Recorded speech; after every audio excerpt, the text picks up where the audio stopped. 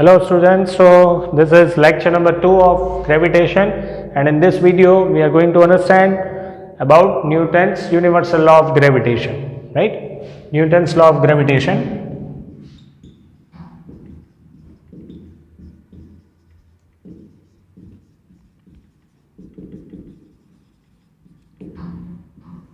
What is the force of attraction between two bodies, right? See, we had seen that in lower classes you must have seen this. When a magnetic material is placed near the magnet, it will be attracted towards the magnet. If two charged particles, say protons, are placed at certain distance, they will repel each other, right? If a proton and electron is placed, electron is negatively charged, so they will get attracted, right? So the reason of this attraction repulsion is because there is a field produced by magnet or by charges. I mean to say is, magnet will produce a magnetic field from north to south, and because of this magnetic field, this magnetic material is getting attracted towards the magnet. Similarly, proton and electron, they are attracting each other because proton produces a field which is known as electric field. Electron produces a field which is known as electric field. You will learn more in class 12 about electric field. So I just want to say is this, that because of this field force, two bodies will attract each other, or two bodies can repel each other. If there are two charges, two positively charged, they will repel each other, right? A magnet will produce magnetic field, charge will produce electric field. In the same way, mass will produce gravitational field. Mass will produce gravitational field, and because of this gravitational field, two bodies having some mass will feel a force of attraction, which is known as Newton's law, which is given by Newton's law of gravitation, which is gravitational force. Clear? I mean to say, if there are two bodies, one is having a mass m1, one is having a mass m2, so both these masses will produce gravitational field around them, and because of this field, they will possess a force of attraction. Just as magnet will produce magnetic field around it, and because of this magnetic field, it can attract the magnetic material towards it. Just as charges can produce electric field, and because of this electric field, a force of either repulsion or attraction will be developed. So this force is developed because of the electric field, this force is developed because of the magnetic field. Similarly, the gravitational pull between two bodies is because of the gravitational field produced by a body having mass. Any body which is possessing some mass will have gravitational field. More the mass, more will be the gravitational field. Less the mass, less will be the gravitational field. Because of this gravitational field, two bodies of certain mass will have attraction, right? So how much is this attractive force, and how to define this force, how to calculate this force? This is what is Newton's law of gravitation. Clear? But it is practically not seen because gravitational force is the weakest force. Otherwise, you might think that okay, we are having mass, other non-living things are having mass, another human body is having mass. Why are we not attracting each other? Why there is no force of attraction between us? Of course there is force of attraction, but the force is weakest force, and because of this weakest force, there is no influence on us. Clear? So we'll see how to calculate this Newton's law, how to calculate this gravitational pull.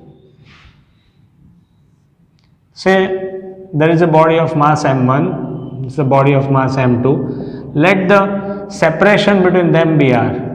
Let the separation between them be r. So m1 will produce a gravitational field, and because of the gravitational field produced by m1, it will be attracting m2. And in the same manner, m2 will also produce a gravitational field, and because of this field, it will be attracting m1. So the attractive force between two bodies was given by Newton. So the force between two bodies is proportional to product of mass and it is inversely proportional to r square.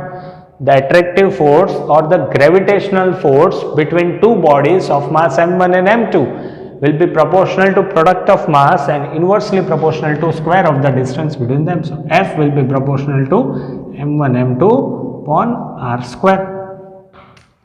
So F is equals to G m1 m2 by r square. This is known as universal gravitation constant. It is not acceleration due to gravity which you have studied in the chapter motion. This is universal gravitation constant, right? Found out by Cavendish, whose value is 6.67 into 10 raised to minus 11. Experimentally, the value comes out to be 6.67 into 10 raised to minus 11. See, this value is very less, right? So m1, m2, g, this force will be very, very less. Clear?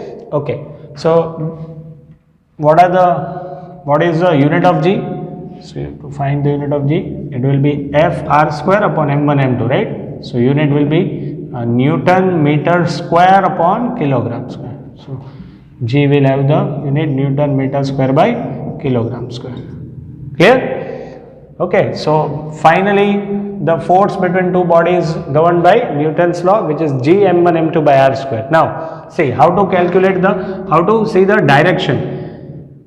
m1 will exert force on m2 and m2 will exert force on m1. So force on 2 because of 1, force on 2 because of 1. So 1 will be attracting 2 towards itself. So force on 2 because of 1. Similarly, force on 1 because of 2. So then it will be 2 will be attracting 1 towards itself.